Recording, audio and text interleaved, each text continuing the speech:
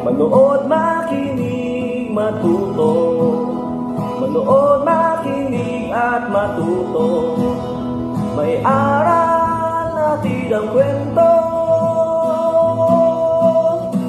ng bayan ko. Magandang araw mga bata! Isang bagong paglalakbay na naman mula sa kaba ng mga kwento ng bayan ko ang ating pagsasaluhan ngayon.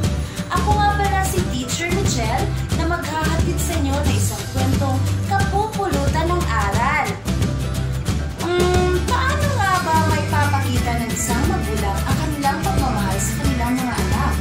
Tunghayan natin kung paano ipapakita ni Ma'am Lily at Aling Mila sa kanilang mga anak ang kanilang pagmamahal na gagawin lahat upang maisalang-alang ang kapakanan ng mga ito. Ang kwentong ito ay pinamagalang Lipad! Mut-mut lipad! Ay isinulat ni Pinipining Mariel G. Balakvit ng Division of Omisan del Norte at iginuhit naman ni Ginoong Neil Arado na Kapariong Division. Binigyang buhay naman ito sa anyo ng storytelling session ng inyong lingkod, Teacher Michelle Oberes ng Division of Zamboanga, Luzon.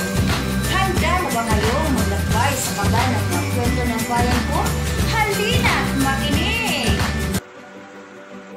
Sina Ma'am Mildred at Aling Mila ay masayang naninirahan sa bayan ng Subait kasama ang 7 nilang mga anak. Payakman ang kanilang pamumuhay, ngunit hindi ito naging hadlang upang mapag-aral ang kanilang mga anak. Ang magkakapatid ay araw-araw na naglalakad ng 5 kilometro marating lamang ang kanilang paaralan na paaralang elementarya ng Subait. Hindi pa gumigising si Haring Araw ay nagsisimula na silang maglakad. Malayo man ay matiga pa rin nila itong nilalakbay. Kawawa naman ang ating mga anak. Ano kaya pwede natin gawin? Tanong ni Aling Mila kay Mang Mitoy. Naisipan ni Mang Mitoy na bilhin ang lumang motorsiklo na binibinta ng kanilang kapitbahay. Subalit, hindi pa sapat ang kanilang pera, kaya mas pinagigihan ng mag-asawa ang pagtatrabaho sa bukid. Nagdaga nila ang mga pananim na mais at pinarami pa nila ang kanilang mga alagang manok. Pagkalipas ng ilang buwan, ay naibinta na nila ang mga ito sa palengke. Malaki ang naging kita nila at sapat na ito upang mabili ang motorsiklo. Sa wakas, mabibili na rin natin ang motorsiklo, wika ni Mang Mitoy kay Aling Mila. Lampas langit ang kasiyahang nadama ng mag-anak nang makita nila ang motorsiklo. Kaya, pinangalanan nila ito, Mut-mut! Ngunit, may problema si Mang Mitoy. Hindi kasya sa motorsiklo ang 7 niyang mga anak.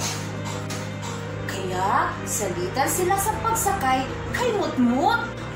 Malungkot si Mang Mitoy sa tuwing hindi nakakasakay ang iba niyang mga anak. Ano kaya ang pwede kong gawin? Tanong niya sa kanyang sarili. Habang siya ay papauwi, may dumaang eroplano sa himpapawid. Siyang nakaisip ng isang magandang ideya. Ting! Paano kaya kung lagyan ko ng mga pakpak si Mut-mut gaya ng eroplanong iyon? Namuwi si Mang Mitoy sa kanilang bahay. Brrrr! Kumuha siya ng mga piraso ng kahoy, mga pako at martilyo. Pok! Pok! Pok! Sinimulan niyang gawin ang mga pakpak ni Mut-mut. Masaya sa kinalabasan si Mang Mitoy ng kanyang ginawa. Ngayon ay sigurado akong magkakasakay na silang lahat. Wika ni Mang Litoy. Sabik niyang sinundo ang kanyang mga anak sa paaralan. Napalingon ang mga taong kanyang nadadaanan. Namangha at natuwa ang 7 magkakapatid sa kanilang nasilayan.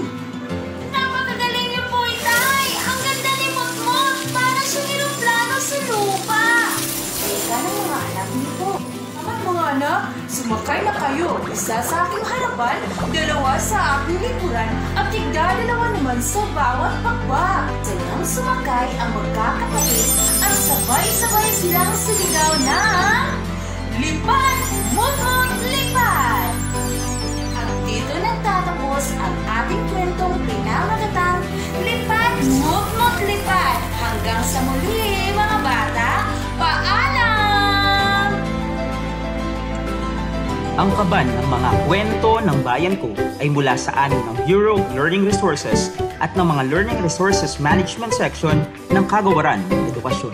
Manood, makinig, at matuto.